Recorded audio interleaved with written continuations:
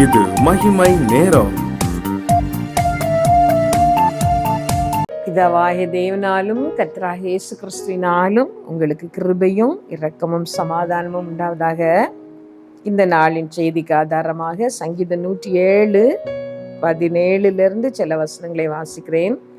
நிர்மூடர் தங்கள் பாதக மார்க்கத்தாலும் தங்கள் அக்கிரமங்களாலும் நோய் கொண்டு ஒடுங்கி போகிறார்கள். அவர்கள் ஆத்மா சகல போஜனத்தையும் அரோசிக்கிறது. அவர்கள் மரண வாசல்கள் பரியந்தம் சமீபிக்கிறார்கள். தங்கள் ஆபத்திலே கர்த்தரை நோக்கி கூப்பிடுகிறார்கள். அவர்கள் இக்கட்டுகளுக்கு அவர்களை நீங்களாக்கி ரட்சிக்கிறார். அவர் தமது வசனத்தை அனுப்பி அவர்களை குணமாக்கி அவர்களை அழிவுக்கு தப்புவிக்கிறார். வேதம் நமக்கு நல்ல மருந்து. வேதம் ஒரு ஔஷதம். இந்த தலைப்பிலே இன்னைக்கு நாம் தியானிக்க போகிறோம். நாம் வாசித்த இந்த வேத பகுதியிலே ஆண்டவருடைய வார்த்தை சொல்லுகிறது, நிர்மூடர் தங்கள் பாதக மார்க்கத்தால் நோய் கொண்டு ஒடுங்கி போகிறார்கள். நோய் வருவதற்கு ஒரு காரணம் பாவம். பாதக மார்க்கத்தால் நோய் கொண்டு ஒடுங்கி போகிறார்கள் என்று வேதவசனம் சொல்லுகிறது. அந்த திமிர்வாதக்காரனை 4 பேர் சுமந்து கொண்டு இயேசுவினிடத்திலே வந்த பொழுது இயேசு முதலாவது சுகமாக்காமல் உன் பாவங்கள் உனக்கு மன்னிக்கப்பட்டது என்று சொன்னார். அப்படியானால் அந்த திமிர்வாதத்துக்கு காரணம் அந்த மனிதனுடைய பாவங்கள்.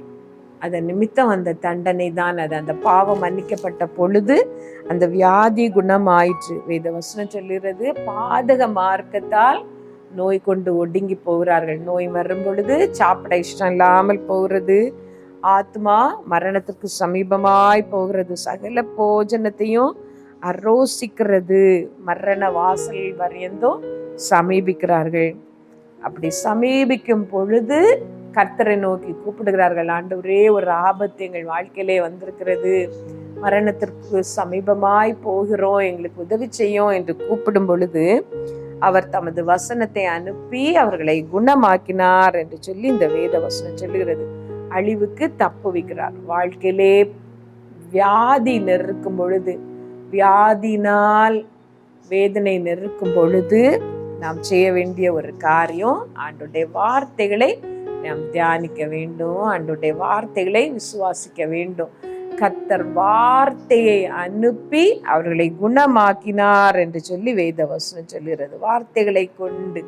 அதனால்தான் அந்த 100க்கு அதிபதி ஆண்டவருடைய சமூகத்திலே வந்த பொழுது சொல்லுகிறார், ஆண்டவரே, ஒரு வார்த்தை மாத்திரம் நீர் சொன்னால் போதும், என் வேலைக்காரன் சுகமாவான். நீர் என் வீட்டுக்குள் பிரவேசிக்க நான் பாத்திரன் அல்ல என்று சொல்லுகிறார்.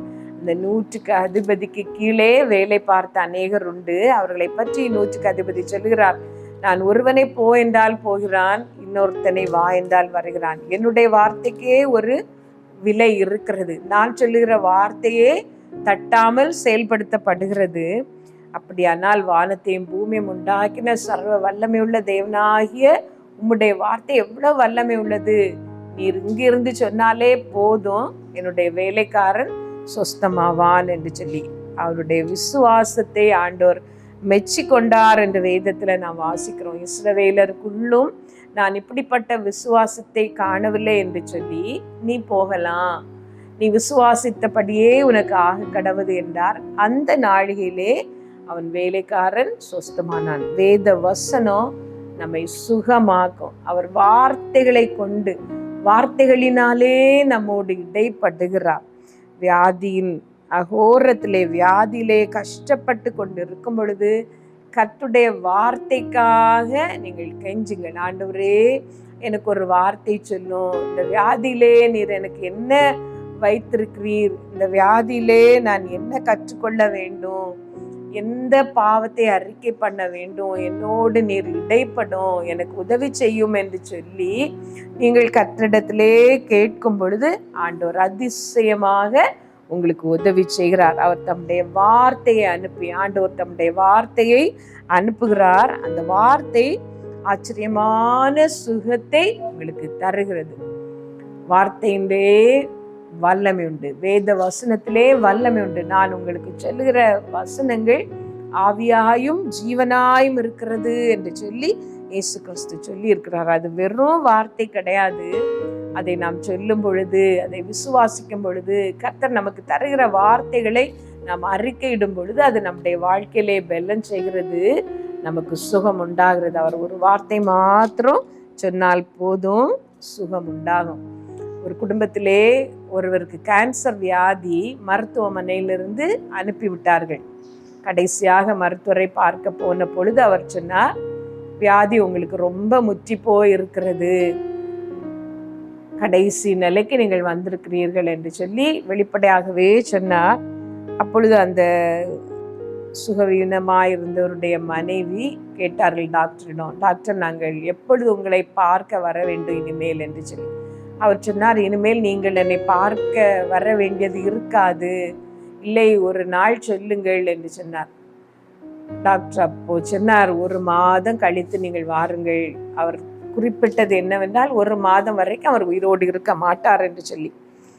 அந்த வியாதிப்பட்டவர் நினைத்தார், எப்படியும் நாம் 1 மாதத்திலே சாக போகிறோம், அதற்குள்ளாக வேதத்தை வாசித்து முடித்து விட்டு சாவோமே என்று சொல்லி மனைவியிடம் சொன்னார், யாரையும் நீ அனுமதிக்காதே, எனக்கு யாரையும் பார்க்க விருப்பமில்லை, நான் என் பாட்டில் வேதத்தை வாசித்து கொண்டிருக்கிறேன், என்னை விட்டு விடு என்று சொல்லி. அவருக்கு வயிற்றிலே கேன்சர் ஆனபடினாலே சாப்பிடவும் முடியவில்லை, தண்ணி கொடுத்தால் கூட அது வெளியே வந்து கொண்டிருந்தது. அப்பொழுது மனைவி விட்டு விட்டார்கள். தனிமையிலே உட்கார்ந்து அவர் வேதம் வாசித்து கொண்டே இருந்தார். கொஞ்ச நாட்கள் கழித்து அவருக்கு தண்ணி குடிக்க முடிந்தது. டீ கேட்டார் மனைவியிடம், கொஞ்சம் நீராகாரம் கேட்டார், கொடுத்தார்கள். அதெல்லாம் அவருக்கு ஜீரணித்தது. பிறகு கொஞ்சம் கட்டியான ஆகாரம் கேட்டார், கொடுத்தார்கள். மனைவி நினைத்தார்கள் அவர் சாக போகிறார், ஆசைப்பட்டு கேட்கிறார், எல்லாத்தையும் கொடுப்போம் என்று சொல்லி.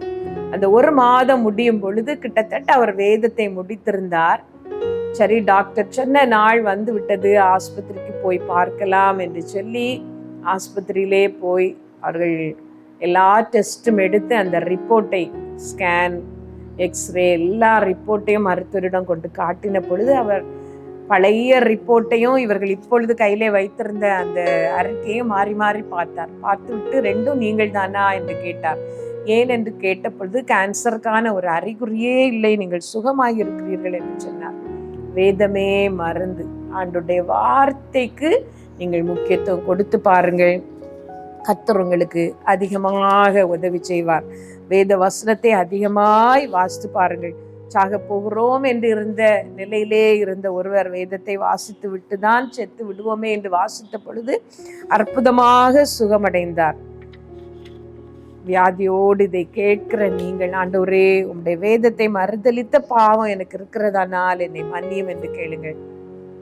நான் இப்பொழுது ஒரு 2 அடி பாடுகிறேன். அந்த நேரத்திலே உங்களை ஆண்டவரிடத்திலே ஒப்பு கொடுத்து ஜெபிங்கள். ஆண்டவரே உம்முடைய வார்த்தையை கொண்டு என்னை குணமாக்கும், உம்முடைய வார்த்தையை கொண்டு என்னோடு இடைப்படும், என்னுடைய பாவத்தை அறிக்கையிட நான் ஒப்பு கொடுக்கிறேன் என்று சொல்லி நீங்கள் ஜெபித்து பாருங்கள். மாந்தர் ரட்சிப்படையும் வழி பழுத்தும் தேவ வார்த்தையது, வேந்தர் அமைச்சர் முதலவர்க்கும் விதித்த பிரமாணமும் அதுவே, சத்திய வேதத்தை தினம் தியானி, சகல பேர்க்கும் அபிமானி.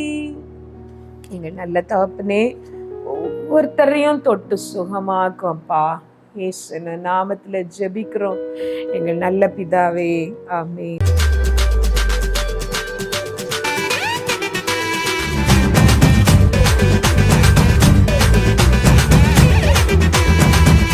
மகிமை